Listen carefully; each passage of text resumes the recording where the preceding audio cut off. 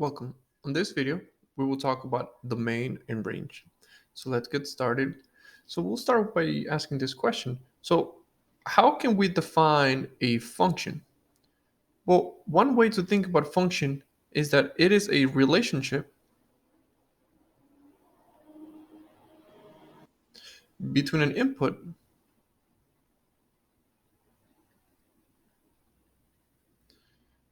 and an output. So what do we mean by that? Well, let's start by just defining this simple equation, which we can call it a function. I guess we'll call it x plus 2. So what happens to this function if we input a value of 2? Well, if we input, we substitute by 2, which is going to give us 4. So now in this case, our input is of a value of 2, and our output is of a value of 4. So this function, which we define as x plus 2, there's a relationship. If I plug in 2, I get out of 4. So that's how we can think about function. It's just some kind of relationship between something that you plug in and something that you come out with it. But now we're not just going to refer to it as an input or an output. Well, what we're going to be inputting, or what we're going to be plugging in into these functions, is what we're going to be referring to as the domain of a function. So this is a set of values that we can plug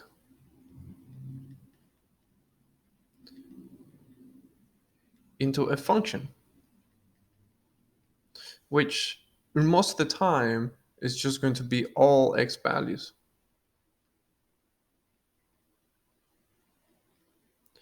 Which in this case, notice that what we're going to plug into our function, it's in terms of x. Most of the time, we're going to write it in terms of f of x. So the domain are all the possible values that we can plug in into a function. And the range is a set of values that we get out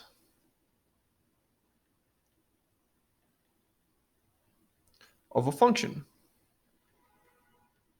which most of the time we just use the variable y, or we can say that all y values. This is how do we know that we have this? Because we're always going to have some kind of relationship. You plug something in, you get something out. All those values that we're allowed to plug in, we just refer to them as the domain. And all those values that we're always going to get out is what we refer to as the range.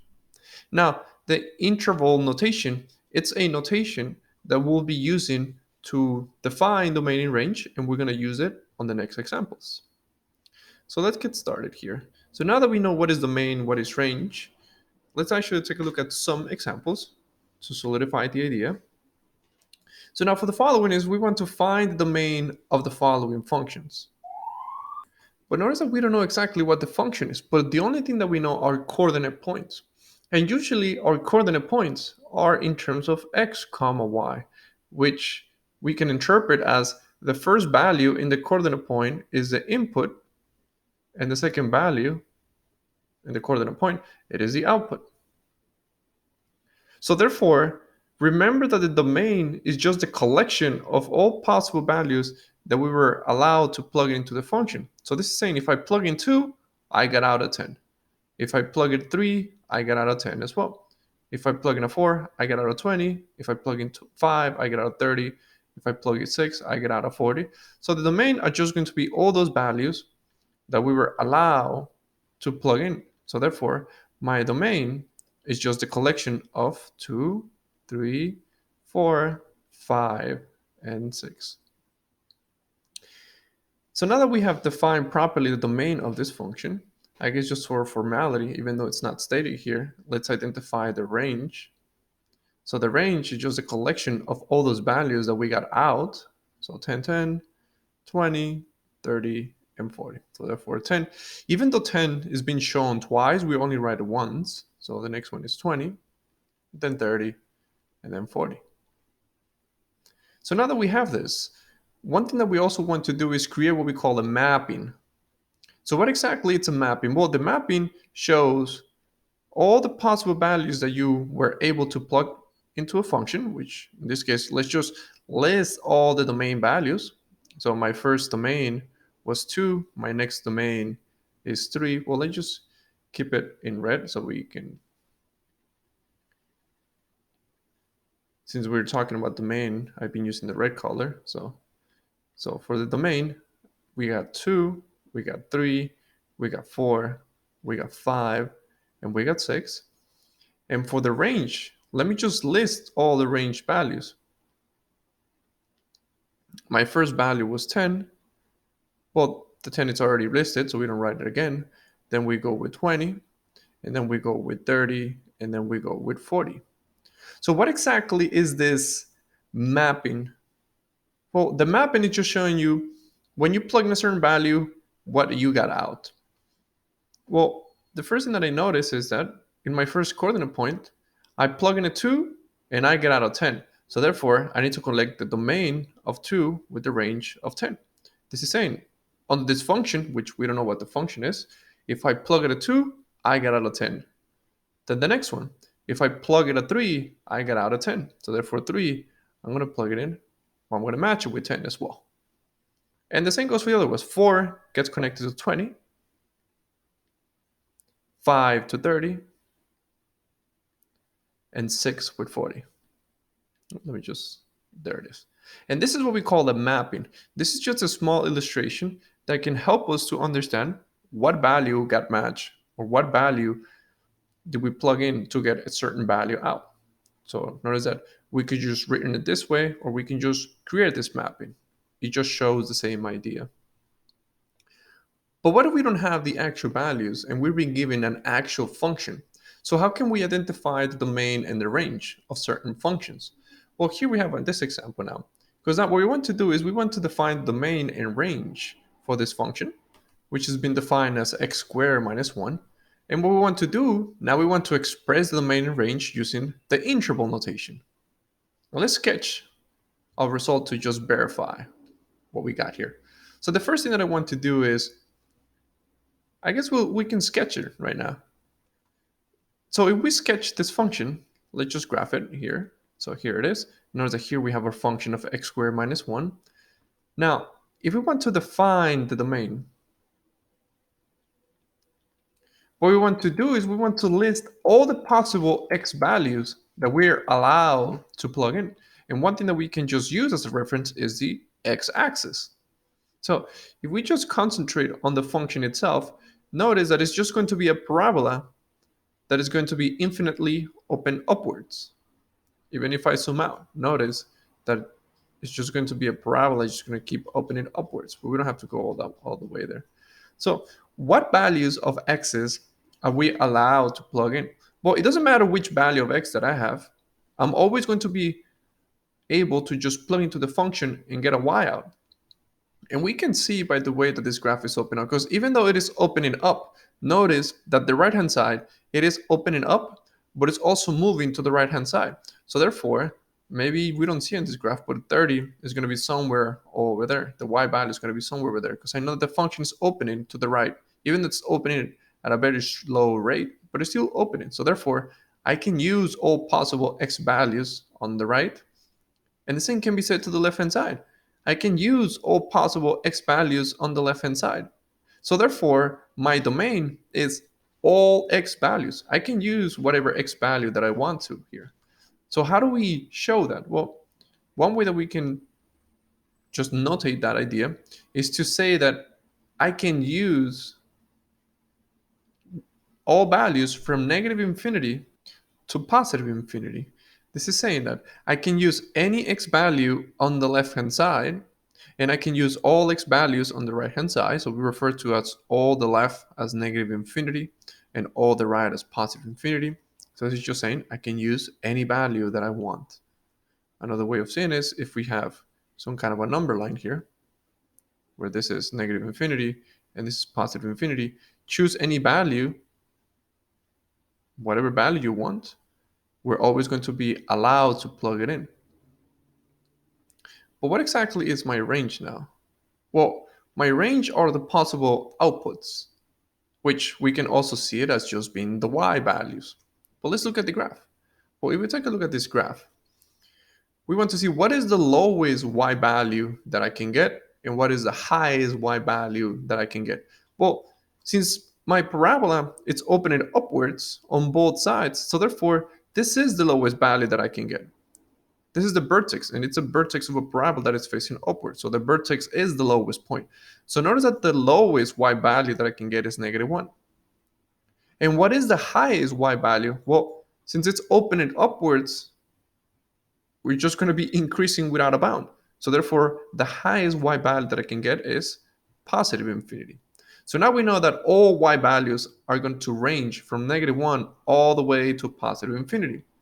So how do we show that? Well, we can say that it's from -1 to positive infinity. But we got to be careful with the way that we're going to be showing this parentheses. Because now, when we talk about the interval notation, when we use a bracket parenthesis, we want to include the value. And we want to, when we use this, oops, not this one, I'm sorry. When we use a curve parenthesis, we want to exclude the value. But notice that in this case, we want to include the value of -1 because we're allowed to use it. So therefore, I have to use parenthesis, that is, as a bracket. And for infinity, we're always going to use this curved parenthesis because we cannot say that infinity is a value. This infinity is not a value, it's just an idea. So this is saying I can use all y values for -1 all the way to positive infinity, including -1. And we have to include -1 because it's actually present on our graph. So there it is. This is the main, this is the range, and this will be our graph. And again, I'm not going to sketch it in our assignment here since we do have it here thanks to technology. Well, let's take a look at the next example. Under example 3, it is still the same direction, but now notice that my function is defined differently. Now my function, it is defined as x plus 1 over 2 minus x. And now before we take a look at the actual graph of the function, notice that there's one thing in this function, and that is that the denominator, it's an expression. So recall that domain are the possible x values that I'm allowed to use in the function. Since this is a fraction, we have to be careful when my denominator is equivalent to 0. Because for any fraction, if my denominator is equal to 0, that's an undefined value. And we cannot use undefined values. So for my domain, I have to exclude that x value that will make my denominator 0. So what is that value? Well, let's find out. When is my denominator 0? Well, that would be -x equals -2, and then x equals 2. So notice that when x equals 2, I have a 0 on the denominator. So we want to exclude this value. We don't want to include it in our domain. And that seems to be the only value that will create a problem with our function. Since this is a fraction, the only problem that we can encounter is whenever we have a denominator of 0. And if we just don't include this value of 2, then we're good to go.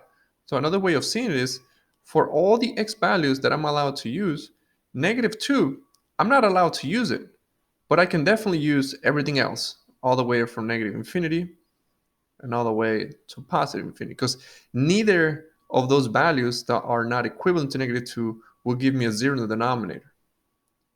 So now, therefore, the way that we can express this idea is we can say we can go from -infinity all the way to -2. But now notice that I'm not going to use this bracket parenthesis. I'm going to use this open parenthesis because I don't want to include -2 because positive 2. I don't want to include positive 2 because that will give us a problem that we do have here. So what we do here is we're going to say, well, we're going to create a union, and we're going to go from 2 all the way to positive infinity. Let me just erase this because it might be a little bit confusing. And I know that this is my domain. I'm saying I'm allowed to use any value except 2. So if you want to just think about this notation, it's just saying from -infinity to 2, we can use any value that we want. So we're in this section. But the moment that we're at 2, we have to jump it, or we have to skip it. And that's what we're doing here. We're sending it from negative infinity to 2. And then at 2, I'm not going to include it. And then I'm going to unionize my notation by saying, well, I can use any value from 2 to positive infinity, excluding 2. So therefore, I'm excluding 2 on both of them, so I'm not using the value of positive 2. So that's how we can define the domain of this function. Now, for the range, we're going to use our graph. And farther into the curriculum, we're going to really analyze rational equations, and we can perhaps define the range algebraically. But for right now, let's just graph the function and let's see what are the y values that we're allowed to use. So let's graph this to properly define the range of this function. So what is my range? Well, let's just graph it and see. Well, let me just exclude that. Now this is the function that I want to do here. So notice that if I were to graph this function, this is the graph that I obtained. Now, what seems to be a problem? Well, if I just zoom out a little bit, notice that and again, right now we're looking at the ranges, which is just the y values.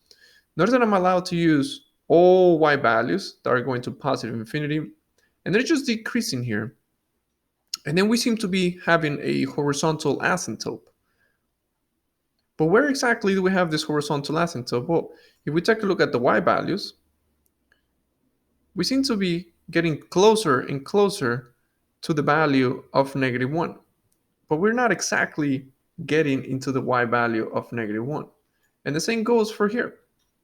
Notice that if I keep moving to the right-hand side, if we take a look at the y values here, notice that what's happening here is that I'm just getting closer and closer to the -1 value. But there seems to be an asymptote there. So perhaps we're not allowed to use the value of -1.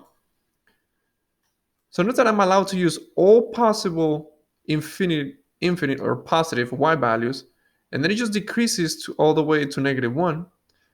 And then from here, I'm allowed to use all y values from -1 all the way to -infinity. So therefore, I'm allowed to use all y values except -1. We seem to be having a horizontal asymptote at the value of -1. So therefore, we cannot use that value. So how do we represent that idea? We can use all possible y values except -1. Well, we can say that we can go from -infinity all the way to -1, and then create a union from -1 all the way to positive infinity. This is saying, if we take a look at all the y values, I'm allowed to use every single y value except -1. So from -infinity all the way to -1, that's exactly what's going on here. From -infinity all the way to +1, -1. And this is the same from -1 all the way to positive infinity. And the last example that we want to discuss here is whenever we have this radical expression. Again, let's define the domain and let's define the range. Now, before we graph it, let's see if we can figure out the domain algebraically. Well, every time that you've been given a function, try to think about what values will cause a problem. Well, since this is a root, a square root, a second degree root, we know one rule about square roots, and that is that the inside of the square root always has to be positive. So therefore, are we allowed to use the value of +10? Well, if I plug it in, we're going to have 7 minus 10, which is a negative value, and that is not okay. Can we plug in the value +20? No, because then if we plug in x for 20, we got 7 minus 20, which is a negative value, and negative values are not allowed inside the square root, since we want to keep all of our answers using real numbers. So the only condition that the x values have is that the inside expression must always be greater or equal to 0. So let's just write that. That's the only condition. The only condition is that I need to have the inside be greater than 0 in order for me to not violate the rules of square roots.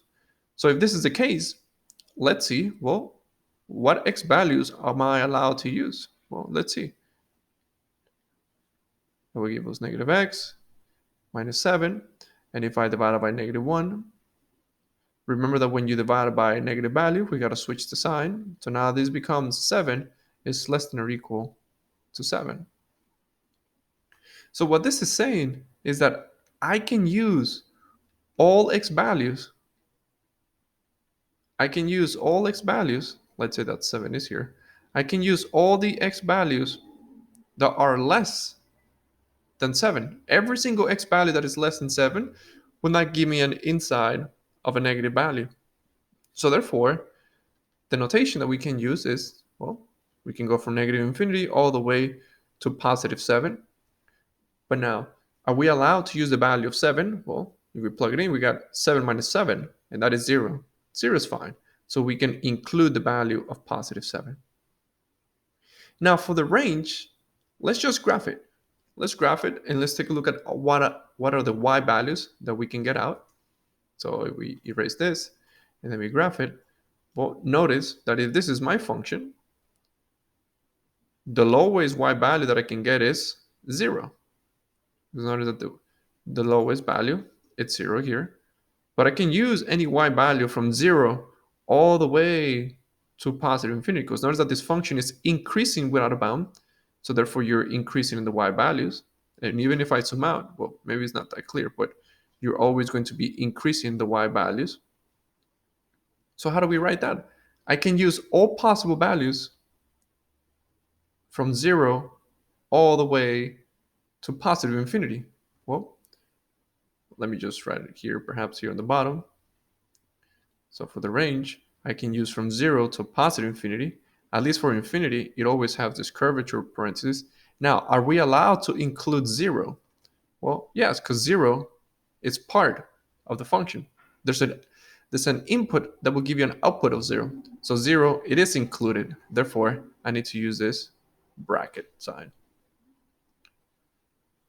So how do you properly identify domain in range for every single function? Well, the first thing that you always want to do is look at the function and think about what value of x will break some of the rules for that function. Well, we know one rule for square roots is that the inside will always be positive. So that's why I set it up this way. For fractions, one of the rules is that the denominator can never be 0. So let me find out what value breaks that rule. In this case, the value was 2. Then I know that I'm not allowed to use the value of 2. So I need to exclude it out of my domain because we're not allowed to plug in that value. And for just regular functions, sometimes it's just better to just graph it. And with this, it concludes our lesson for domain and range.